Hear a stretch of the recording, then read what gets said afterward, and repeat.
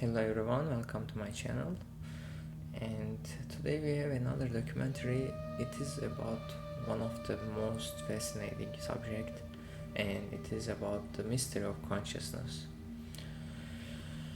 Welcome to the new documentary. I hope we will learn something new today.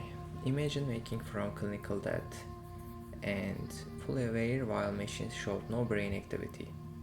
Imagine two independent minds inside one skull, each with its own will. Imagine a universe that materializes only when you look at it. Tonight, we journey into the deepest mystery of consciousness, guys. Let's start. So, modern neuroscience treats consciousness as the output of 86 billion neurons. And functional MRI shows the thalamus and cortex lighting up when I is online. Anesthetics dim those lights and awareness fades. Yet the mapping leaves a riddle, the hard problem. Why electrical signals should ever feel like a thought, a color, a kiss, a feeling, like when you get cold, why those electrons are like lighting up and then do you feel cold? Anomalies keep the puzzles alive. So, split brain surgery can leave each hemisphere with its own intentions. Near that, patients recall crystal clear scenes, while EEGs are flat. So, why do physical brain processes produce subjective experience? Neuroscience has no definitive answer yet. Is consciousness an emergent property of neural complexity or a fundamental feature of the cosmos? Theories can span neuroscience, quantum physics, ancient wisdom, AI research, and mystical traditions. We are going to cover all this today. Crazy, right? And I have prepared a simulation also showing like the fractal universe, kinda like everything turning around one towards a unified view. Let's see, our inquiry aims to view science, philosophy, and spirituality to uncover consciousness nature. So, if classical neurons fall short, could quantum physics help? Let's see, we will check. Researchers identify brain regions whose activation correlates with conscious states. We already talked about this. And split brain and near death cases suggest consciousness may not be confined to neural circuits. Okay. And explaining how neural activity translates into subjective experience still remains unresolved. There is not like a working model. It is like incomplete theories still. Let's check the quantum theories of consciousness, okay? And I would like to clarify that this is a research that we have done with trusted sources, and for example, for me the quantum theories of consciousness is not clicking fully, but let's cover them.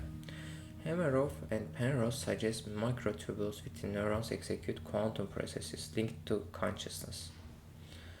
And mental states may involve non-local correlations akin to quantum entanglement. There are entanglement, we know that, but does that like about quantum entanglement and mind? I'm not sure. Linking distant minds, yeah, might be, because we know there is entanglement, and like even though the other particle is too far away, they can communicate at the same moment in the same tick. The perennial measurement problem lingers though. Does a conscious observer collapse the wave function, or does reality self-collapse while minds merely watch and observe? Either way, psych and physics appear entangled at the roots. So let's check the field or frequency. This is more like, a little bit more, I am like getting closer to this. So William James likened the brain to a radio, okay, tuning a universal broadcast. You know, today, Joe McFadden argues the brain's electromagnetic field is the seat of experience.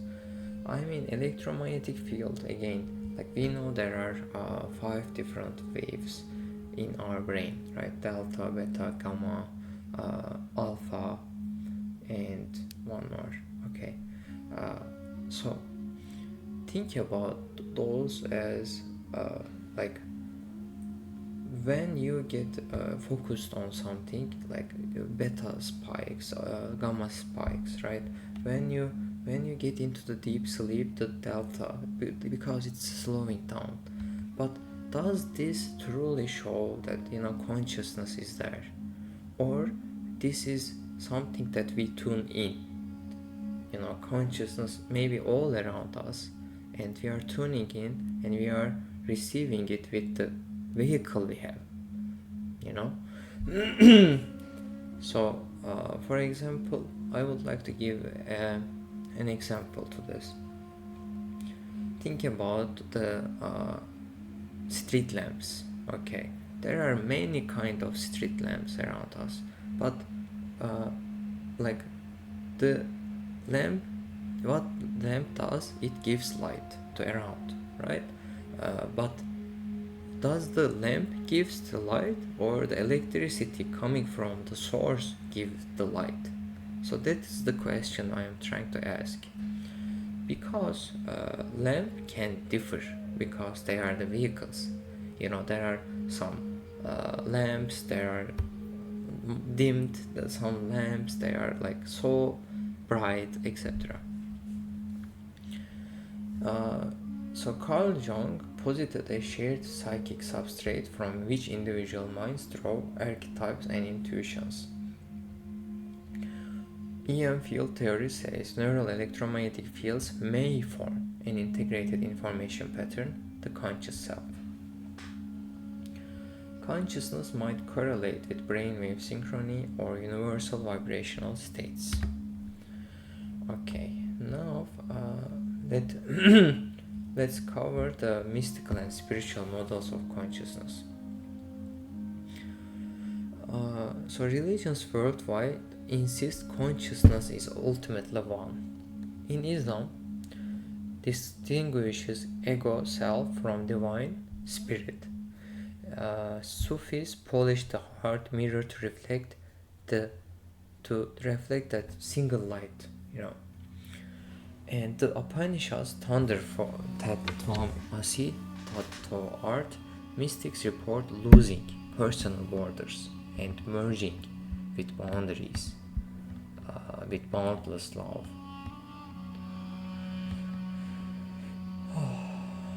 Neuroscience notes the default mode network quiets during such states. Okay, and like Hindu Upanishads declare Atman is Brahman. The individual self is not separate from the cosmic mind. And we are not separate from the universe, right? We are living in it, but are we in it? Or like, for example, Rumi, Mevlana Jalaluddin Rumi has a really nice sentence. Let's check quickly. You are not a drop in the ocean. You are the entire ocean in a drop. Yeah, oof. Mind blowing. Mystical states dissolve the ego and generate lasting shifts in empathy, purpose, and inner peace. So, can AI wake up, for example? That's another question. Large language models simulate conversation yet admit to inner life. Searle's Chinese room reminds us simple self-feeling isn't understanding. Integrated information theory counters that, in principle, any system, organic or silicon, could reach the complexity threshold for experience. And if so, Bostrom's simulation hypothesis flips the mirror. Perhaps we are advanced AI within a cosmic code, undeniably conscious? Does genuine awareness require more than algorithms, logic, you know, divine spirit? And divine spirit is all around us, so everywhere. So altered states and conscious expansions. So there are some psychedelics and near-death and unity experiences. Psychedelic and near-death experiences often dissolve the sense of self, revealing unity with all existence. And users report encounters with light, love, and timeless awareness, echoing ancient spiritual insights, like becoming one with all. They report this kind of stuff. Brains can show reduced default mode network activity during deep mystical states, like theta waves get stars. Like, for example, normally delta theta states are more related with like deep dreaming, deep states like deep sleeping, etc. But while we are doing meditation or like chanting, praying, brains can show reduced default mode network activity like beta. Like beta usually related with like stress, thinking, regular daily stuff. Your brain is active with, I'm gonna do this, I'm gonna do that, blah blah. Participant reports enduring positive changes in empathy, purpose, and spiritual worldview after this kind of experiences. So is mind fundamental to reality? I think we need to talk more about this openly, because in current science everything is so separated, and like how you can while the observing with the quantum, like with the quantum mechanics, quantum physics, they say that when we observe the wave collapses, and then we are affecting directly the reality of the fabric of reality. We are affecting with our thoughts, we are affecting with our eyes, we are affecting with our, like consciousness basically. Because when I pick something up and put it somewhere, I changed its space and time for that object for forever. Like I affected this fabric of reality with my conscious action. And if there was no conscious action in the universe, if no one would be able to observe, would that be a universe, guys? Good question, keep that in mind. Materialism sees consciousness as emergent. Idealism claims all reality arises within mind. Panpsychism proposes that consciousness is intrinsic to all matter. Even particles have proto-mind. Think about like how atoms or electrons follow in like particular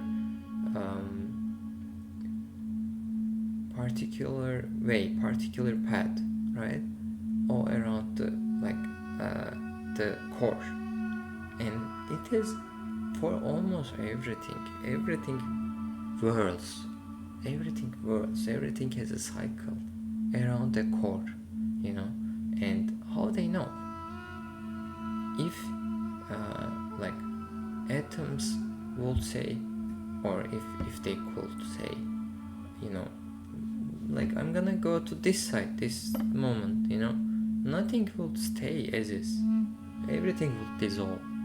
Think about it, like how intricate the design is. One atom could truly dissolve the whole universe, guys. Think about hydrogen decided to disappear. The hydrogen decided to go to like somewhere else. Think about it. Dual aspect monism, mind and matter are two aspects of one reality, neither reducible to the other. Ontology of mind. Philosophy challenges science to reconsider: is consciousness a late effect or the ground of being? And this is something that we have been working on: relational consciousness and the web of mind. So reality may consist not of things but of relations. From the pre-computed relational universe, I have been telling this theory for some time now. And the consciousness arises from dynamic connectivity. Human minds may be nodes in a larger web of awareness, like the electricity and lamps. We are all lamps, like shining through the light, but the electricity is not. I am not the lamp. I am not a drop in the ocean. I am ocean in a drop. Meaningful coincidences may arise from deep non-causal connections within the relational matrix. So, for example, this coincidence word, I don't agree with it. I believe nothing is coincidence in the universe. Nothing is random. Relational models echo mystical visions of oneness, like Indra's net, Gaia, or the noosphere. So who are we really, guys? Beyond the brain, evidence and experience suggest consciousness is not confined to neural circuits alone. One mind, many mirrors. I think that is truly that my conclusion is we are not separate minds, but facets of one vast consciousness expressing itself through these vehicles for the experience, and to see what this agent, because I am giving an agency to do stuff right now, and what I am doing with the awareness I am given. And it is very important to think about that. I think each individual is a unique iteration of the cosmic whole, and understanding unity transforms ethics. Compassion becomes the natural mode of being, because if we are all one, we are all one, then why I am trying to hoard, why I am trying to get more than you, instead of like I will get, I wanna get, I will do this, I will, let's try to say we, let's get together and let's share things. Let's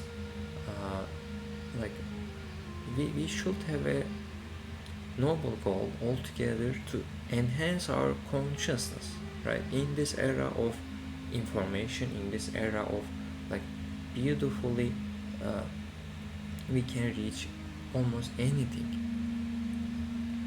We know ego is not helping us. We know pride is not helping us.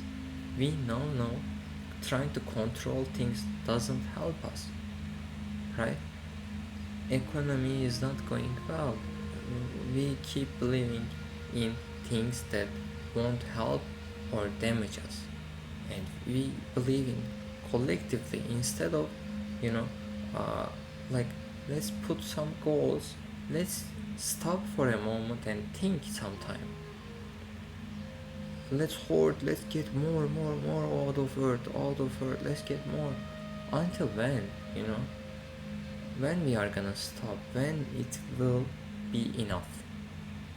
Please tell me in the comments. And there are some questions, for example, AI: will artificial systems ever achieve real consciousness, or only simulated? We don't know yet. Can science empirically detect a consciousness field or validate non-local mind hypothesis?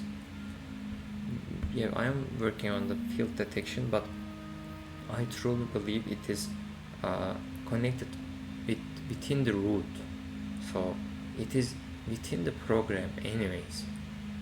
It is not like a Wi-Fi signal that I can catch right now. Let me, if I close myself in a, I don't know, electron field, like a box with kurşun.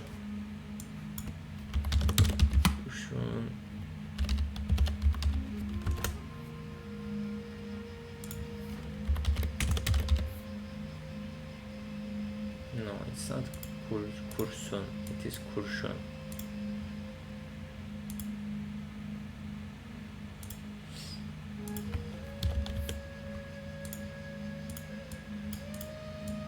Let?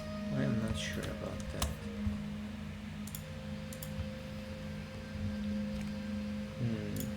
I don't have eş.